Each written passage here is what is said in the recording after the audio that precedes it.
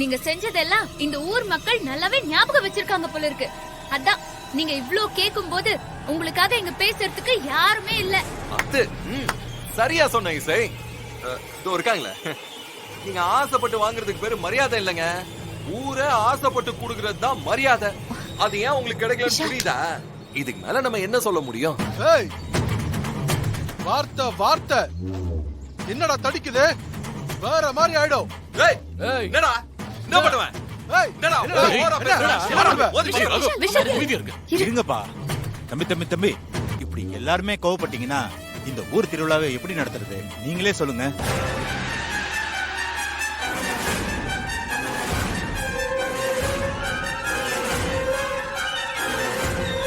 கௌரவத்தை பத்தி யாரும் இங்க எனக்கு கிளாஸ் எடுக்க வேணாம். மருது, நீ விடு. இந்த ஊர்க்காரங்க எல்லாம் இப்படி ஒண்ணு கூடி நிக்கிறத பார்த்தா பாவமா இருக்கு. இந்த ஒரு தடவை நான் இறங்கி வந்து விட்டு தரேன்.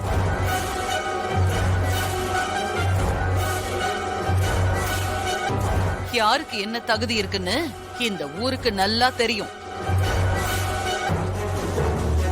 ஹலோ, நீங்க ஒண்ணு எங்களுக்கு விட்டுலாம் கொடுக்க வேணாங்க. எங்க தகுதி என்னன்னு இந்த ஊருக்கே தெரியும். நாங்க ஒண்ணு உங்ககிட்ட எந்த சலுகையோ தானமோ கேட்க வரல. எங்க அம்மாவுக்கு கிடைச்ச கௌரவம் இது. ஏய், ஊர் மனுஷங்க பேசிட்டு இருக்கும்போது சின்ன பையன் நீ எதுடா துள்ற?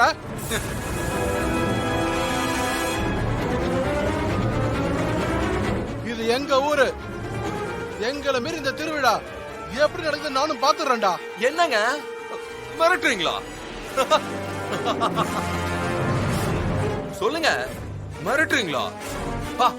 பயமா இருக்கு. இந்த மாதிரி எல்லாம் பூச்சாண்டி எல்லாம் காமிச்சிட்டு இருக்காதீங்க. உங்க மிரட்டலுக்கு எல்லாம் பயப்படுற ஆளு நாங்க இல்ல. சும்மா வாய்ஸ் விடலாம் விட்டுட்டு இருக்காத. எங்க அக்கா ஒரு வார்த்தை சொன்னா இந்த ஊர்ல நீங்க நடமாடவே முடியாது. பார்த்து நடந்துக்க. ஓ,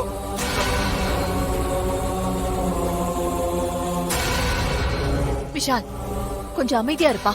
விஷால், சொல்றது கேளு. இதுக்கு மேல எதுவும் பேசாத. ஏங்க, இந்த ஃபங்க்ஷன் நல்லபடியா நடக்கணும், அவ்வளவுதானே? சுபத்ரா, என்ன விட்டு கொடுக்க போறியா? இந்த ஆதிக்கு விட்டு கொடுத்த பழக்கம் இல்ல, விட்டு கொடுத்தத வாங்கி வாழ்ற புத்தியும் இல்ல.